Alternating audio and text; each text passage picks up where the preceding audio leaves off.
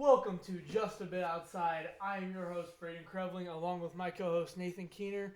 We have given you guys content with a lot of NBA material, so we're going to go back to our roots and do our week to week football show as we talk about we are entering week 8 of college football and week 7 of NFL. So we're going to start off by giving you college reviews. We're going to talk about last week's game, predict the winners of next week's game, along with players that you should watch out for and lines that are locks. So, just like every week, Keener, take us through the college football world for people who missed. Yeah, we had another exciting week of college football. It starts off with a team that was looking to make the college football playoff. They were on the inside looking out, and now they are on the outside looking in.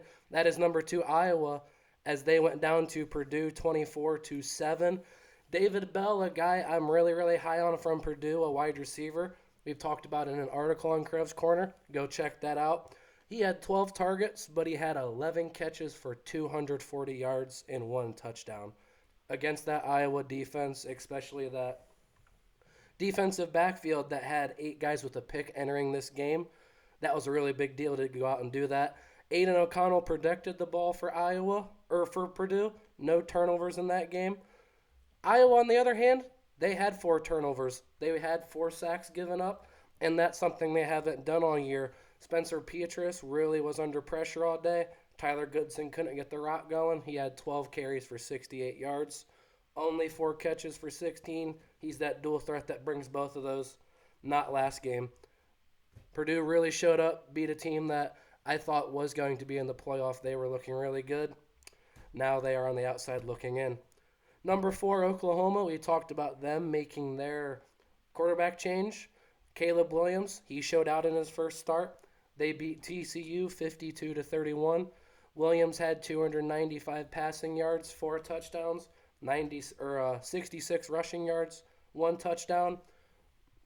It's just the first play of the game. You could see why Williams is in there.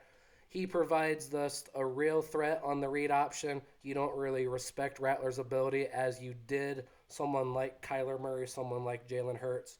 Just feel that offense fits a guy like that. When you have a guy in there like that, their running back, Kennedy Brooks, he can really get some open lanes. He had 20 carries, 153 yards, and a touchdown. Really showing out after last year's off year with the COVID. Jaden Hazelwood, he had 3 of Williams' 4 touchdown passes. So Williams really targeting him. They're not going to throw the ball a lot anymore. They're really going to start running it, and I think that'll benefit them down the road. Max Duggan for TCU, really solid game. He had 346 yards and 4 touchdowns, but they just missed star running back Zach Evans' ability in there. He was out. They only managed 56 rushing yards from their other lead back, Kendre Miller. Got to really improve there. Go down to the SEC, number 1 Georgia. They continue their reign on college football. They beat number 11 Kentucky 30-13. Stetson Bennett is in place of JT McDaniels now, really showing out. I don't think he's given up that starting job. Threw for 3 touchdowns, 250 yards. Really getting that passing game involved to go along with their rushing attack of James Cook and Zamir White. Cook had 51 rushing yards. White had 46 and a touchdown. Just a really solid team there with the nasty defense. Really made Will Levis a real quarterback prospect going into this year's draft class. Did not make him look good. He only had 192 passing yards. 32 of 42, though. They just couldn't get anything down the field. Their weapon, Wayndell Robinson, had 17 targets, only 12 catches for 42 yards. Not what you're looking for. Georgia just does that to you. They make you simply look just not good. They are that good. They are that elite. That's why they are number 1. Going to the Big 12, number 12 Oklahoma State. They beat number 25 Texas 32-24. A game that was really close down to the wire. Just some things didn't go Texas's way. Casey Thompson, 15-27 for 179. He threw 2 picks to that Oklahoma State defense. He hadn't been doing that a lot all year. Spencer Sanders, he threw a pick, but other than that, protected the football. 178 passing yards. Really goes to their rushing attack, and Jalen Warren, absolute superstar there. We saw it in the past with Chuba Hubbard. Mike Gundy likes to have a lead back and give him the rock. Warren had 33 carries for 193 yards. Texas couldn't just stop him in it. It was a real problem. Bijan Robinson, he did his thing. Real Heisman favorite, in my opinion. Had 135 rushing yards and 2 touchdowns, but he also had another receiving touchdown, 3 catches, 38 yards. Texas, they just couldn't execute on third down. They were 4 of 14. It's never good, especially against a opponent that they were. Oklahoma State was favored in this game. You just got to be better on third down. Got to protect the football more if you're Casey Thompson. Now we go to number 13, Ole Miss, and the shit show that was in Tennessee as they welcome back Lane Kiffin, I would say, with open arms and golf balls and mustard bottles. They won 31-26, and yeah, Matt Corral, he showed why he's also in the Heisman contention. 231 yards through the air and 2 touchdowns, but he had 195 rushing yards on 30 carries. He had 30 carries with 38 passing attempts. That's just really impressive. They're really trusting him to run this whole offense. He does a lot of checkdowns. Henry Parrish, he gets a lot of them. He had 8 targets, 5 catches for only 19 yards, but he's a real rushing threat, 10 carries for 41 yards. Snoop Connor, another guy of theirs, 15 carries for 24 yards. Busted the ball in the end zone 2 times for 2 touchdowns. Jerrion Ealy, a guy coming into this season, was really high on the Devy charts, has not excelled this year. He had 7 carries for 17 yards, 2 catches, 11 yards. Not sure what's going on there, but they got to get that star athlete involved. Tennessee, they've gotten their star athlete involved. Hendon Hooker, he is their quarterback. He's a senior. Had 233 passing yards, 108 rushing yards on 23 attempts. Also had a rushing TD, passing TD in there as well. Just a shit show that we're really going to get into here that fans got to be respectful now. It's just a shame. Tennessee, the cheerleaders for their home school were really in danger. The band evacuated early. Just a bad look for Tennessee, but we've seen this throughout sports over the last year and a half really escalate where people just think they have more power over these star athletes, but we're going to their profession. This is their professional job. You shouldn't fuck with someone's profession like that. And like you kind of say how the cheerleaders and the band members were at harm. Literally, the players that they paid their own ticket to go watch are in harm of Every single person on that field was in harm's way. Especially with Lane Kiffin. I'm sure people who tune into the show have seen the viral video of the water ball thrown at Lane Kiffin, and Lane Kiffin fortunately catches it. What if Lane Kiffin doesn't see that ball and it nails the cop behind him? You are injuring people who have nothing to do with the situation or just football players or coaches. These are typical average human beings like you and I that can just play sports really well and way better than us. Yeah, we as fans are looking up to these guys without a doubt. That's why we're wearing these guys' jersey. That's why we go and watch them. That's why we talk about them. But at the end of the day, they are just like you and me. They are normal human beings that have friends, want to go out, have an everyday life, and most athletes can't have that nowadays because they are so popular with social media and that. With technology these days, you would figure just about any possible person at Tennessee. I feel like you can really go back and crack down and say, okay, these guys threw this, put some real punishment. We saw it with the situation like Tom Brady's jersey got stolen during that Super Bowl. I watched a documentary on it. They have the technology, camera angles, the time to go back and find every single suspect. I'm sorry, you clearly can't do that right here because there was multiple. So many people. But to start the situation off, I feel like you could go back and find it. The people that started the situation off, that started throwing the bottles. As humans, we follow in line with other people. So after that, I'm sure it was a frenzy. It was a night game. I'm sure Tennessee fans know how to party, and I'm sure they had a good time all day.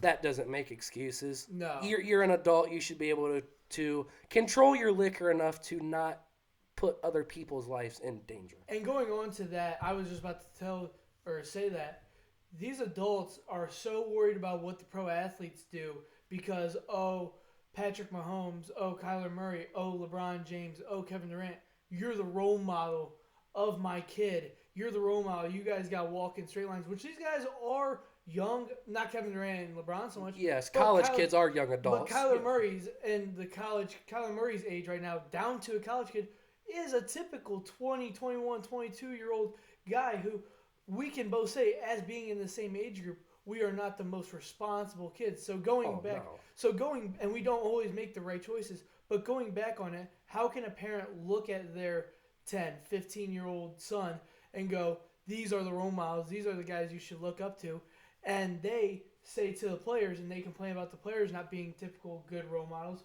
but they're doing shit like this in front of their own kids' eyes when really your father should be the one you look up to the most. So even things just like that, you're talking about like how under the microscope people like Urban Meyer have been for their mistakes in that. John Gruden. Yeah, Urban Meyer, you could clearly tell he was intoxicated whether he's admitting it or not.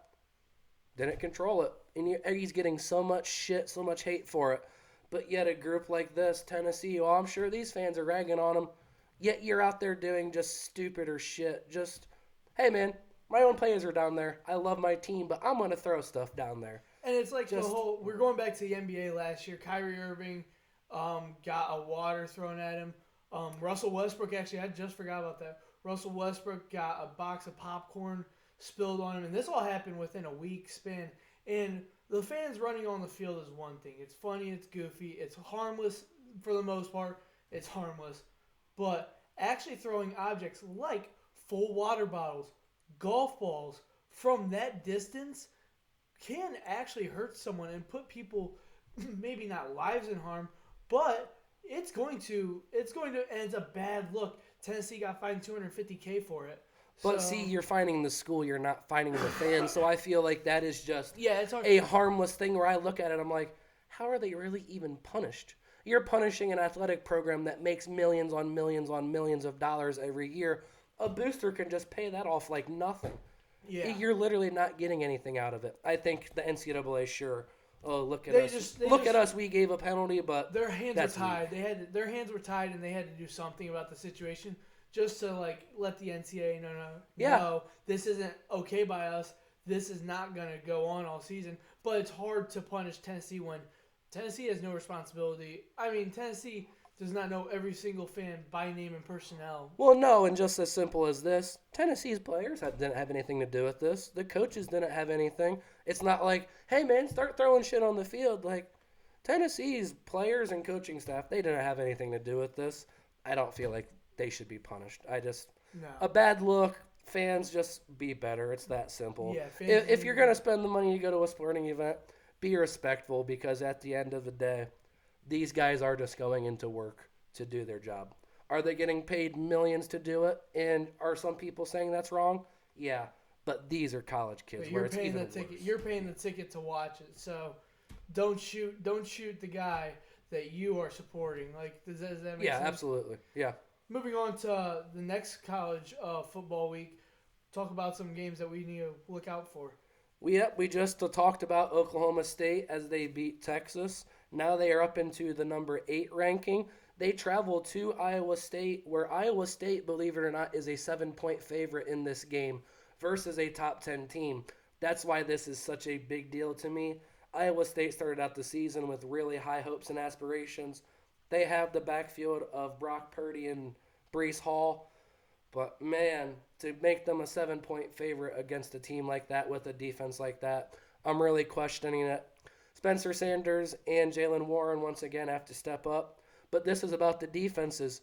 Oklahoma State has the 41st ranked rushing defense, and Iowa State has the 30th ranked rushing defense.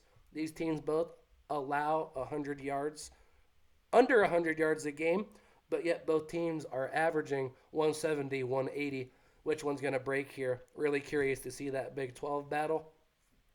Going to the SEC, talked about Ole Miss. They are a 9-point favorite at home versus LSU.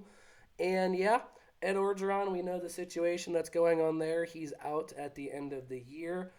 Their star wide receiver, Keyshawn Boutte, out. That's another really big blow to them. But yeah, this LSU team, I just feel like doesn't have any chance. Matt Corral's on his Heisman campaign. Lane Kiffin and them boys are running the ball controllably. Just slow down Max Johnson in the passing offense. Keep Tyron Davis-Price in check, and with the running game, you should be able to win this game pretty handily. Number 5, Ohio State. They are a 20-point favorite at Indiana. This is a team, as people in Ohio, they've kind of struggled with Indiana in the past. Indiana's been able to give them some games. Good coaching staff, a good home field advantage there. I just don't feel like it matters. Michael Penix Jr. has not been the same player he was before. 7 picks this year. He's not protecting the football. Ty Freifogel, not really the impact we were expecting. 337 receiving yards and 1 touchdown. It's not what you're expecting from a guy that had second-round picks in mock drafts. I saw a lot of places. They figured he was going in that range. Not looking like it now. Stephen Carr for them. USC transfer. 4 touchdowns, 439 rushing yards. He's got to be big this weekend. But this is about that Ohio State offense. They've really found their groove lately. C.J. Stroud, 1,700 passing yards, 18 touchdowns, 3 picks. He's getting the ball to the 2 weapons in Garrett Wilson, Olave. 31 catches, 30 catches. They're both about the same. 546 yards to 494. 6 touchdowns to 7 touchdowns. They're basically equals, wish-wash either one. They're both going to be first-round picks. And then to top it off with one of the best premier backs in America already in just his freshman year, Travion Henderson. He's a legit beast. 70 carries, 612 yards, 9 touchdowns. They're just starting to work him in more, and this offense is just getting scarier and scarier. Go in there. I figured there's not going to be a letdown game because Indiana's given them a game before. You'd figure Ohio State would be on top of this one. Going to another big name that's been in the college football playoff, Clemson. We've talked about some struggles of theirs this year. They travel to number 23 Pittsburgh, and Pittsburgh's a 3-point favorite. Kenny Pickett is arguably the best quarterback in the ACC right now. 1,934 passing yards, 21 touchdowns and a pick. They're really putting the ball in his hands, and he's carrying them. DJ Ugualale, he's got to step up for Clemson. They get Will Shipley back this week. You got to get him and Justin Ross the ball. You got to get your playmakers the ball, get them the ball in space, and let them make plays. They've really struggled with that this year, struggled with the run game. I think this is a week where Pittsburgh, not really the best against the run. Will Shipley could have a big game. And now we are on to the Pac-12. This is the game I've been excited about for a few weeks. We have number 10 Oregon at UCLA. UCLA is the 2-point favorite. Dorian Thompson-Robinson has been absolutely balling out this year, one of my favorite players in America. 1,419 passing yards, 13 touchdowns, only 2 picks, really protecting the ball this year. Him and Zach Charbonnet, 110 carries, 697 yards, and 7 touchdowns. They're a real problem in the backfield. But DTR this year, he's also provided 5 touchdowns, 329 yards on 82 carries. He's the second on the team in carries. They're getting him a lot of opportunity to scramble out. Got to get the ball to Greg Dulcich, really athletic tight end that they've switched from wide receiver. Kyle Phillips, another wide receiver from them that has to step up this week because, Kayvon Thibodeau from Oregon is going to be towering down from that opposite end. He's going to be putting pressure on DTR. He's going to be having to get out of the pocket this week. Oregon's offense, they took a huge, huge blow from when we saw them versus Ohio State. C.J. Verdell, their running back, is out for the year. Travis Dye's really got to step up. They were both about the same in carries this year. He has 79 carries for 527 yards and 4 touchdowns. Really experienced guys got to step up now and carry the load, as has Anthony Brown this year, their quarterback transfer. 1,200 yards, 7 touchdowns, only a pick. Questions about him and his ability. They were putting in other quarterbacks at the end of last week, but I feel right now with your ranking going into a game like this, go with an experienced man. He knows what he's doing. So that is it for this week of Week 8. Tune into those games. They should all be pretty good this week. And, now we're going to get into the Week 6 of the NFL. Talking about Week 6 games in the NFL, first game we'll cover is the game we personally attended. The Arizona Cardinals beat the Browns 37-14, and I don't really have much to say about this game. It was just one team showed up and one team didn't. Arizona found a way to get the ball downfield, and the Browns struggled on third downs. They struggled in their secondary to cover Arizona's pack of 4 receivers, who I think is the best 4 receiving core in the NFL. Yep, we were there at this game. I'm a huge Cardinals fan. Yes, I love my Brownies, but Kyler Murray above all, and he really showed out this week. This was a Hail Mary away from being a 37-7 game just like that. That would be an absolute shit stomping. It really was. The defense showed up, and they put a lot of pressure on the quarterback. Murray only had 229 passing yards, but 4 touchdowns. He does his job, protects the ball, 0 interception. James Conner, 16 carries, 71 yards. He's old, but he's staying healthy this year. He's really carrying the load for this backfield. Chase Edmonds is more of the receiving back. The story of this game, though, is Baker Mayfield and his injury. He was injured going into the game, re-aggravated that injury on a J.J. Watt takedown, and yeah, he's out for the game against Denver. You can just tell he's not healthy, not the Baker Mayfield we are expecting. His line's not protecting him. Granted, both of their tackles were out, but there's no excuses. The NFL has injuries every week. Every team has injuries. You got to deal with them. Arizona didn't have their coach, their starting center, Chandler Jones. Like, we can go down the list. Injuries happen. They're a part of the game. You got to step up and show no excuses. This game did start out, though. Arizona was up 23-0, and it looked like it was going to get out of hand really quick. Cleveland came back, really had it close in the halftime, having me worried, but Arizona came out second half, put together a shutout. That stadium cleared out early, and personally as a Cardinals fan, it was one of the best experiences of my life. Loved watching my boy do his thing, and yeah, the 2 biggest games of the year, they played Cleveland, LA, destroyed them both. I don't know how you can say this team is not the best in the NFL. Once again, the only undefeated team. They got Houston this week. Should be an easy win. They are a big, big favorite we'll talk about later. But next week they have a Thursday night game against Green Bay. Really excited there. But Arizona's doing their job so far, and Cleveland has to get healthy or they're going to fall behind in that AFC North really, really quick. Talking about another team that's banged up, the Browns' in-conference rivals, the Baltimore Ravens. They're missing their running back 1 and 2, along with their number 1 cornerback, and they are still 5-1. Yeah, they were missing their wide receiver 1 or 2, probably turning into receiver 1 and Rashad Bateman for the first 5 weeks, and they are still 5-1. So a lot of these teams with injuries can't make so many excuses because I think everyone's banged up from a short offseason. But the Ravens beat the Chargers 34-6, despite Lamar Jackson not playing as good as he has been all year. But Justin Herbert just couldn't get it on third down. We watched a little bit of this game, and it just seemed like Baltimore Ravens defense ran the show. 3 different Baltimore running backs had touchdowns, and Latavius Murray, Le'Veon Bell, and who was the other one? Devontae Freeman, yeah.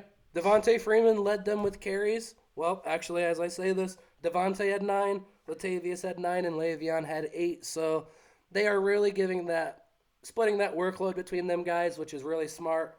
They are all 3 excellent backs, but they are all up there in age. If you can just keep these guys healthy and rolling with a guy also like Tyson Williams and Lamar's rushing ability, you can continue to see big things out of this team. Lamar, 167 passing yards. He threw 2 picks. That LA defense is really, really disgusting, though. They've forced turnovers on Mahomes and a lot of other guys. Talked about the injuries. Baltimore's had a lot of them, and their linebackers are nicked up now, like Patrick Queen and that, but they still keep winning. They find a way to win, and that's what the good teams do. Cleveland has not, Baltimore has, and that's why they're up there in first place. Credit to them. Yes, they got a name like Rashad Bateman back this week. Even in just his first game, he was 3rd in receiving. He had 4 receptions for 29 yards, 33% target share. I'm really, really excited about that because sooner rather than later, he's going to take over that wide receiver spot for Marquise Brown. No disrespect to him. It's just he's better off as a 2. It's just like Odell and Jarvis. Who do you think's better? Odell's clearly better than Jarvis. Jarvis is a better slot guy. You have a better outside guy. Rashad is that outside guy. You just got to give him the ball more. First game, but I really liked what I saw from him. and I liked what I saw from this Ravens team as they won 34-6. Dallas Cowboys beat the New England Patriots 35-29. Trayvon Diggs got another interception, keeping that streak alive. But he said Mac Jones is legit. So this game had a bunch of crazy sequences going into overtime. So how do you feel about this game? Yep, Trayvon Diggs is. I am an IDP fantasy player. I drafted him in a lot of leagues last year as a rookie. A cornerback, though, I didn't hang on to him this offseason, and I'm really biting it in the ass. He's arguably the best defensive player right now in the NFL. I love Aaron Donald, but the things he's doing, just getting your team opportunities on offense, that's a huge deal. He picked off Mac Jones. Is he just saying that because they're both Bama guys? I don't know, but I do believe in Mac Jones. He was 15 of 21 for 229 yards against that really good defense. Damian Harris had 18 carries for 101 yards, really doing his thing. But man, talk about doing his thing. C.D. Lamb, 9 catches for 149 yards and 2 touchdowns. Had that walk-off touchdown in overtime. Man, I really think he's starting to take over this wide receiver 1 spot from Amari Cooper just before our eyes. They are running the football a lot this year, though, so we have not seen that from them, the passing attack. Zeke had 17 carries. Pollard had 10. 61 versus 41 yards, though. I feel like Tony Pollard's got to start touching the ball more, just a more explosive version of Zeke. But yeah, the Cowboys, I thought they were going to blow this team out. New England stuck around at home, and Bill Belichick did his best to slow down that offense, but there's only so much you can really do to that Cowboys team right now. They're rolling. Talking about Sunday Night Football, we have the Pittsburgh Steelers beat the Seattle Seahawks, who is without Russell Wilson, so he is getting his spot covered by Geno Smith. And the Steelers won in overtime 23-20. I told you my personal opinion that regulation ending was whacked out. I thought it was kind of BS how the NFL officials handled that, but the officiating has been a question mark all year, and that's just something that you can't control is how the officials play out situations. I thought that the Steelers should have won that in regulation, but the Seahawks ended up banging a field goal going into overtime, but slowly losing after having an opening or having a opportunity for a game-winning drive. They won 23-20. Any remarks about this? Yep, we got home just in time to see the end of this one. Really was exciting, that ending. Yes, I'm not sure how you can go and just say, oh, we're going to go review this. I don't see how you have that power, that luxury. Usually that should be a challenge or something, which they clearly did not have. I don't know. Iffy ending. Pittsburgh still found a way to win. They're right on Cleveland's tails now in that division. You see a team like the Browns have a tough game against the Broncos. If they fall in that game with their injuries, they are now in last place. Pittsburgh has their tough schedule, but they've done their best to sneak to 3-3, starting to get Najee Harris involved more. 24 carries, 81 yards. The Lions just really got to give him some lanes to run. Once they do that with their passing attack, yes, Big Ben is old, but the weapons they have, with Pat Freiermuth stepping up now as that rookie tight end, with the duo of Claypool and Deontay Johnson, this team can make that push into the playoffs if Cleveland falters, if Cincinnati falters. Not sure what's going to happen there, but excited to see how that happens. Moving on to Monday Night Football, we have a shocking win from the Tennessee Titans beating the what looked like AFC best Buffalo Bills. They won 34-31 after a questionable coaching strategy to seal the game for the Bills. They did not get a first down on the 4th and short, and instead of kicking a field goal, they tried doing a QB sneak and came up short. So how do you feel about this? I know the Tennessee Titans are a very inconsistent team when it comes to week by week, so I think that they're finally clicking, but it's just so hard telling. Yeah, as you talked, the Bills were my AFC favorite coming into the year. They still are. I don't care about this game. Yes, questionable call there at the end, but they are a banana peel slip away from Josh Allen winning this game. Maybe not winning it, but sending it to OT for sure. Sean McDermott, he trusted his quarterback. They're going to win some games, so you can be a bit more aggressive in this situation. Allen, 353 passing yards, 3 touchdowns and a pick. Was sacked 3 times. Really got to get out of the way from Harold Landry because I played him in an IDP league. Was not happy about that. Harold Landry definitely showed up. So did Derrick Henry. Derrick Henry had 20 carries, 143 yards, and 3 touchdowns. He's carrying the rock, and yeah, this team's starting to get rolling as they usually do with him. A.J. Brown was sick last week, played that game and toughed it out. Julio Jones is now healthy and seems to be getting in the groove of things. Tannehill's getting him the ball, but he threw a pick and didn't throw a touchdown last week. You really wonder, is he stopping this team? Not sure about that, but we will see. But once again, the Bills are my AFC favorite still. Not worried about this game. I still feel like they are on the track to the Super Bowl. Going on to our Game 7s of this week, we have Thursday Night Football. The Broncos 3-3 again, are visiting the Browns 3-3. Who do you got? Yeah, I'm going to pick Denver in this one. This basically is a pick 'em game now. The Cleveland crowd, they might be into it enough tonight to get them over the hump, but I just feel like Denver, Teddy's protected the ball this year. They got that dual attack of Javonte Williams and Melvin Gordon. Cortland Sutton can be a problem out there for a big, taller receiver against Denzel Ward. Just feel like this is a tough matchup against the Cleveland team with Keenum starting, with both running backs out, to go up against that defense. Really questioning Cleveland this week, so I'm going to take Denver. We have the 3-3 Panthers starting off. Who are you taking? I have the Broncos. I think that the Broncos will win. I just think that the Browns are too banged up, and there isn't any momentum going into this game. So I think that this is just a restart week. Once you get Baker out there, we might see a new Cleveland team, we might not. But I think this is just a JV week. Yep, both in agreement there then. Going in Sunday's game, we have the 3-3 Panthers are visiting the New York Giants. I'll take the Panthers in this one. Yeah, I'm going to take Carolina as well. They've played really good this year. Saquon's still nicked up for that team. Devontae Booker did decent last week, but he's not Saquon, and that defense has not done its job all year. Carolina's offense is going to excel again. We have the 1-4 Jets are visiting Foxborough and playing the New England Patriots. I have the Patriots in this one. I have the Patriots as well. This is the Bill Belichick myth. Oh, Bill against rookie quarterbacks. We saw Davis Mills really kind of put up a good game against them this year. I feel like that really pissed Bill off, and he's going to change that narrative this week. I'd watch for Wilson to throw 2 or 3 picks, sadly. Really got New England winning that game. Maybe one of the better games, if not the best game at 1 o'clock. We have the 3-3 Chiefs visit the 4-2 Tennessee Titans. As bad as I wanted to pick the Titans in this game, I had to come back down to earth. I'm picking the Chiefs. Yeah, I'm picking the Chiefs as well.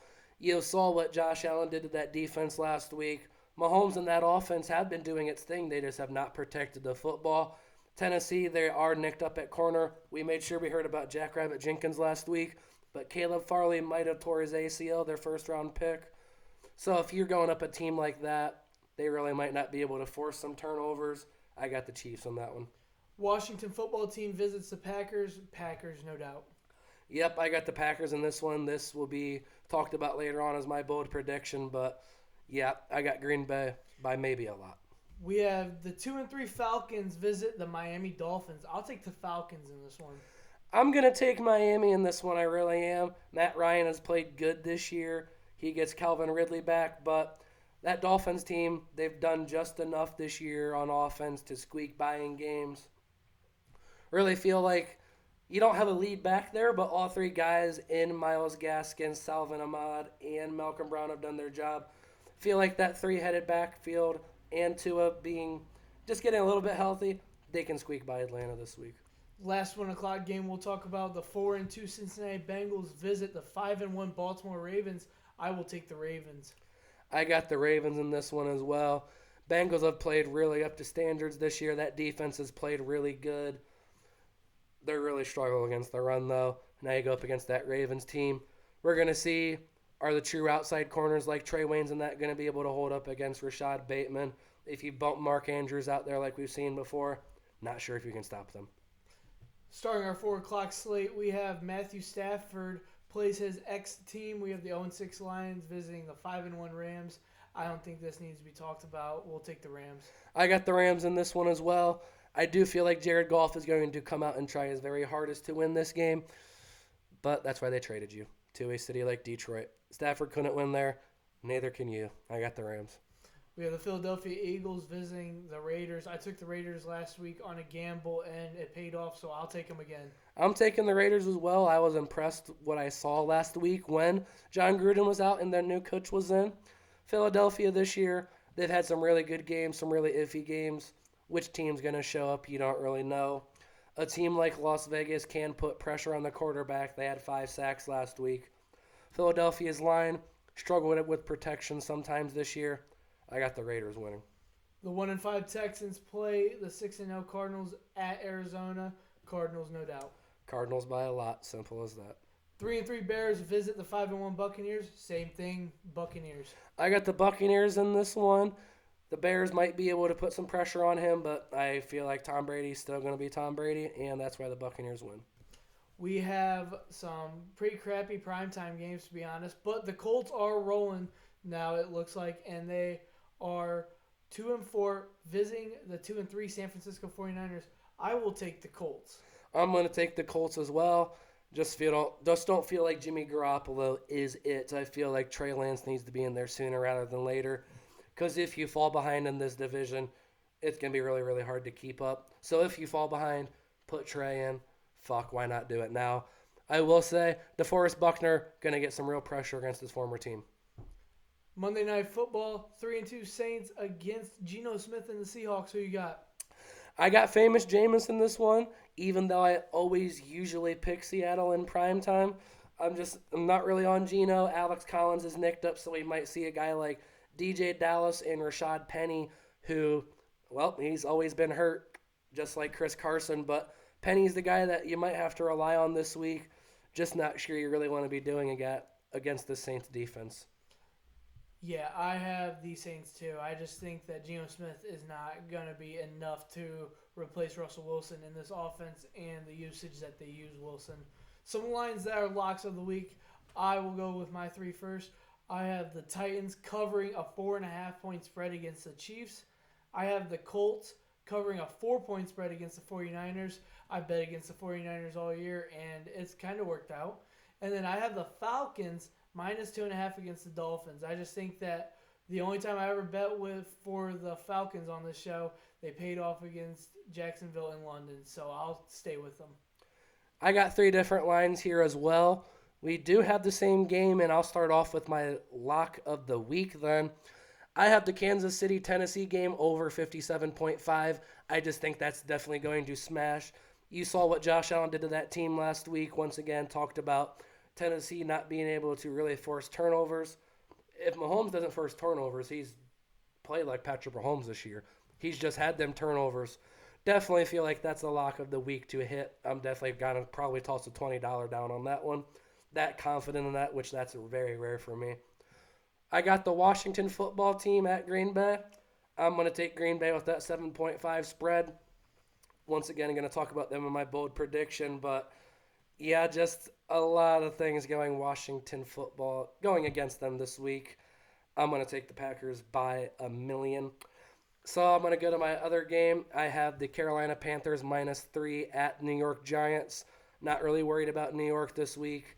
Carolina, they can score. That defense is nasty when they need to be.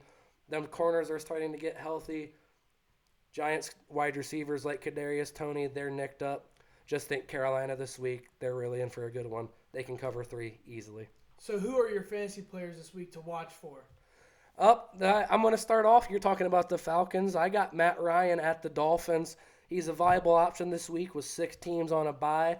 He has 21-plus points in 2 straight games, and he plays the Dolphins. They've usually been a good defense, not really doing that this week, or this year for that matter. Not really putting pressure on the cornerback. Xavier Howard has not had the picks he usually does. Their defense has allowed 13 touchdown passes and the 8th most points to the other team's quarterbacks. So you get a guy like Matt Ryan in there, they're going to put up points, I feel like, as the Bills put up 35 on them, the Raiders put up 31 on them, the Colts put up 27, the Buccaneers put up 45, and the Jags put up 23 on them. Yeah, I have as my fantasy players to watch for the Cardinals defense. They got 14 points last week. They got 2 forced fumbles and recoveries, 5 sacks, and 1 interception, and they're the second-ranked defense. So I doubt you can get them in free agency. But if you can find an idiot in your league to trade for them, trade them. They play Houston. Looks pretty easy. Again, I have Tyler Higbee as the tight end playing the Detroit Lions' lackluster defense, to say the least, with 5 receptions and 36 yards. Last week, I think he has a bounce-back game. And then I hate to keep putting this guy in my fantasy players of the week, but I'm going to keep putting him in there. Derrick Henry scored a boatload of points, and he's going to continue to do so against this weak Chiefs defense, who can't stop a freshman team running the power. So No, not at all. I got 2 more names here. I got Josh Jacobs versus the Eagles. Josh Jacobs has scored 15 points in 3 of the last 4 games. The only reason he did not last game is Kenyon Drake came out of the woodwork and scored 2 touchdowns. Hey, Kenyon, if you're going to do that, at least tell me so I can put you in my damn lineups. The Eagles, they've allowed the 4th most scrimmage yards to running backs this year. So I like Josh Jacobs this week. I feel like he can continue to put up points. I feel like a new coach, they're not going to pass the ball as much as they don't have the weapons they really should. Go to the run game, as he did last week with Drake and Jacobs. Jacobs can really do some damage. I got A.J. Green versus the Texans as my last guy. Yes, this is the DeAndre Hopkins revenge game, but A.J. Green has quietly had 16 fantasy points in 3 of the last 4 games as well. He's had 6 targets in 5 of his last 6, and he's available in 70% of the leagues. For a big name, well, that big of a name, let's just say that, because A.J. Green still is that big of a name, with that production, with a offense that good, versus a defense and a team, the Texans, that are that bad, I'm going to take A.J. Green. A lot of places this week I can get him. now, what is your bold prediction of the week? Talked about this for about 2 segments here. I got Aaron Rodgers to throw for 4 TDs at least, and the Packers dropped 40-plus on the Washington football team. The opposing quarterbacks against them, they have a 105 passer rating this year, 309 passing yards, and a 66% completion rating. That's really shocking for that defense that we figured would be able to really put up some numbers this year and carry them. Patrick Mahomes cooked them for 397 and 2 touchdowns. Jameis had 279 yards and 4 touchdowns. Matt Ryan had 283 yards and 4 touchdowns. And Josh Allen had 358 yards and 4 touchdowns. If we want to go down through the points, they've allowed 31, 33, 30, and 43 to those teams. Now you go up against a team like Aaron Rodgers and Devontae Adams. William Jackson, their top corner, 92.3% passer rating and coverage. Now you go up against Devontae Adams. Good luck to you, buddy. My bold prediction of the week is kind of on the high-scoring end. I predict that the Kansas City Chiefs and the Tennessee Titans have over 1,000 total yards, and they combine for 70 points. I can see that happening, definitely. Both defenses really not that good. Derek's going to get his yards. The receivers will definitely get their yards from Tennessee. KC, all they have to do is their job, and that should definitely hit. But, yeah, I definitely like mine this week. I was high on the Washington football team coming in, but they can't stop anyone. Now you got to stop Aaron Rodgers. Good luck. Thank you for tuning in to Just a Bit Outside. I'm your host, Braden Creveling. This is my co-host, Nathan Keener. Check out our MLB playoff preview, as we've got some right, but not the whole slate. We got the Eastern Conference preview and the Western Conference preview, and we will be giving you guys our NBA awards shortly.